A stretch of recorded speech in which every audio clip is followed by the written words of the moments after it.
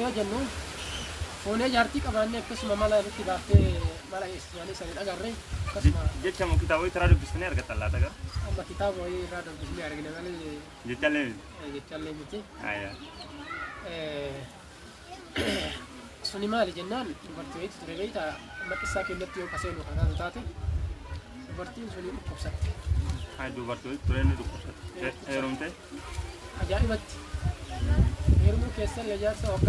السلام عليكم ورحمة الله وبركاته أشما هركفوني أكم جفتو قبل متوتا في جالة متوتا شانالي إفابرو إيجن هالرسول التدابيني تنجرة رقاكينا هنگت أماتي ينهر رفتان برنو تهدو نرافو تنجني أبتي قمنا برنوني كنا جلق برتي واي مالا دوارتوتا كنجر مالي دوارتوتا أكم توري هنگم فرطا مقابا هنگم حجر أولا مالي ثانيكم مال فكاتا كجدو يادا يوكتمو كيسا نما كيسا فرنة يوليكمنا أوبليس كنا كيسني دوارتوتا نسولين ترتي غاري يجوراب ديوا جرا وروني channel كنا فراوتاتان جلق برتي سبسكرايب jechu ndagatanaa isin jenna kunis like share gochuun bira dhaabbadhaa isin jenna keessummaa keenya jalqaba irratti akka dhufu baga nagaan dhuftee ahlan wa sahlan wa marhaban bikum biyyootna kiram an haadhu isin jinneetiin jirra kallattiimaan kara keessummaa keenya qabaneetti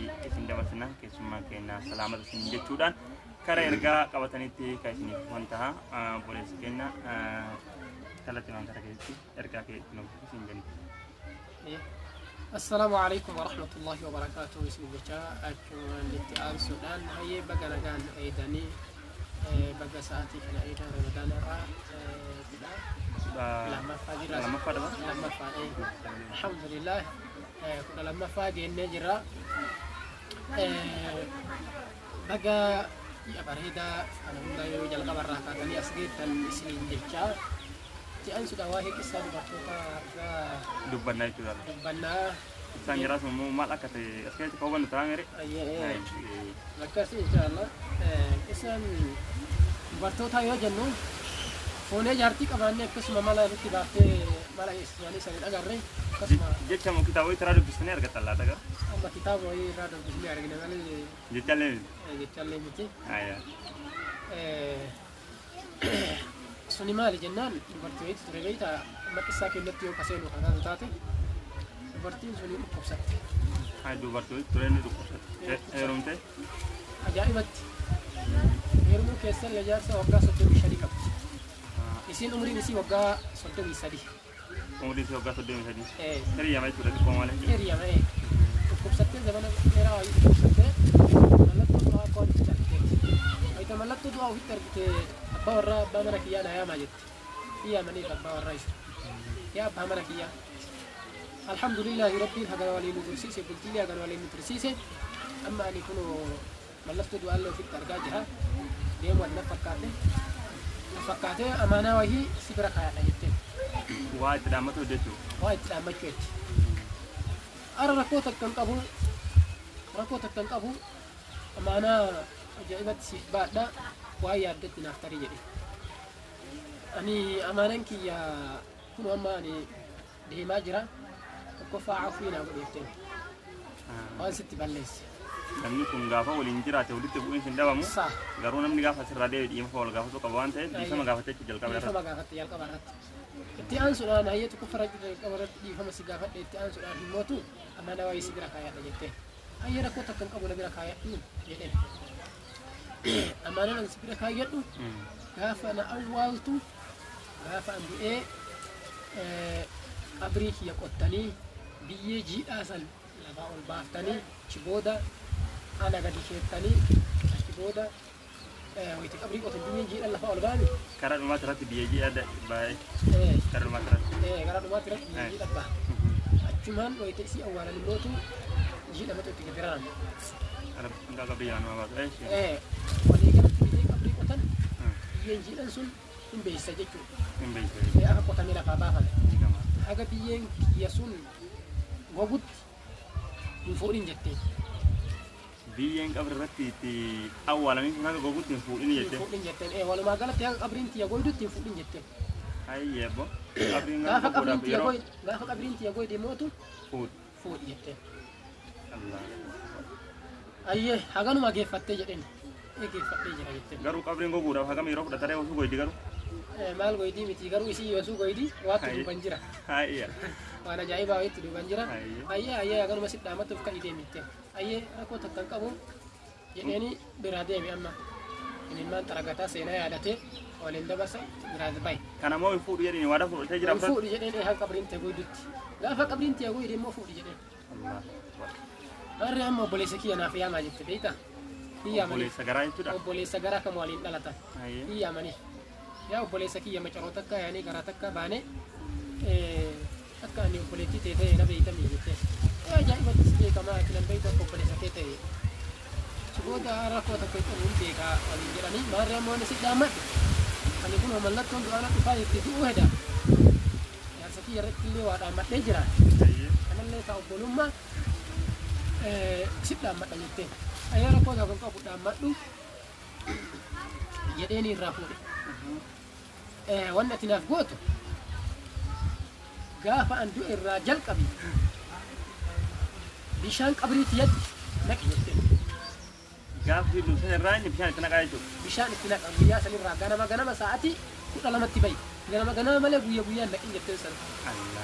Ganama sa'aatii 12tti bayi bishaan qabrii kiyyatti irraan deemi guutuu isii naqi. Maarree qaallichi abbaan awwaalanii akkasumatti guutee awwaalanii qaallichi illee bishaan itti naquu jalqabe. Qaallichi kun illee sa'aatii torbaan qabriin isii hin goyne jedhee laaluu eegale. Kun moo bishaan itti naqaa? Kun ganama sa'aatii 12tti bishaan itti naqa. Ganama sa'aatii 12tti bishaan itti naqa. Kun immoo sa'aatii 7tti guyyaa deemee laala. Qabriin hin goytu. Guyyarraa ima jiiti. Inni illee guyyarraa bishaan itti naqa. Inni illee guyyarraa kun ganamaan itti naqa obboleessi. Kun moo ilaala? Kun immoo ilaala. Kun immoo namtichi immoo waadaa ofirratti fudhatee fuudhuu hin danda'u. Fuudhuu hin danda'u. Haa qabriin tiyya goydutti hin fuudhin jettee. Hayyee akirummaan dubbii kanaa maal akka ta'a? Amma akkasumatti deebi'anii waggaa 20 guutuu eegalan. Isaan yoo umriin deeme bara waggaa 20 guutuu gahan. Namtichi itti naquun illee ni fannee gammaatti? Ni fannee gammaatti maal amaanaa dhaqa. Amaanaa itti dhaammattee ta'u obbolummaa jettee ni bari yooma jettuun yoo dhuguma macaroo garaa tokko walii baane jettee. Obbolummaan kun hin jabaatti. Obbolummaan tun sirriitti jabaatti haa ta'u namni gariin immoo waaniif hattu rabbi isaan laalatan maallee ilaaloo. Obbolummaa qixa rabbi nu haasa'u hunda jira. Inshaallah akkasii beeyta akkasumatti deemanii waggaa 20 turanii waggaa 21 gizee gahan sila akkamii ani kun ofii umriin kiyya deemaa jira ofii qabriin isii goguun hedduu gogaan jirtu ani ofii guyyaarra imalaalaa jedhee akkasumatti bakka haasaa ture abbaan warraa isiin. Gaafa waggaa 21 faagaa amma deeme ganamaan bahi. Beeyta ganamaan bahu qaallicha obboleessa isii kana dura warra soddaa waliin turan kana kan isin amaanaa itti dhaammatti kana qabriitti jetti bishaan naqi jettee wal argan amma. Bishaan jaarikaa fi waraabee harreetti fe'ee oofa. Achitti naqu? Achitti naqu. Qabamoo darra? Qabamoo darra. Allahu akbar. Darra qabamoo. Arabu fala fidoodha. Abbaa eessa deemtaa?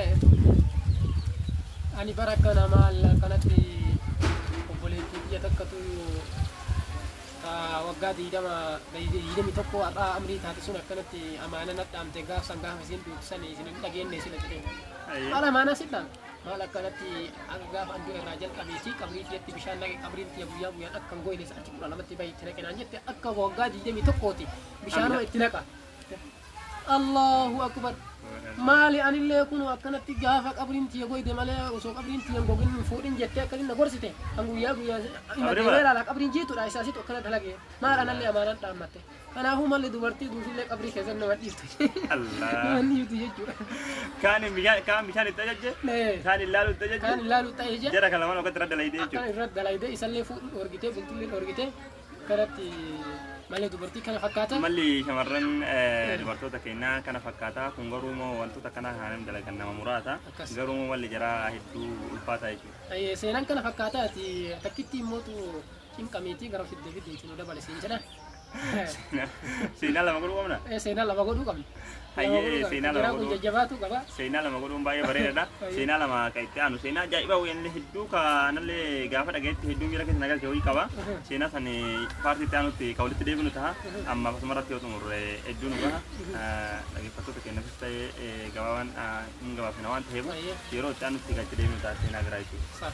Kanaaf hordoftoota keenya kan gammaatti nu hordoftanii كبجما فجزاكم الله خيرا اسمي جنة ورون channel كنا بهراتة سبسكرايب وشومو إن رامتنا سنجتو بربنا السلام عليكم ورحمة الله وبركاته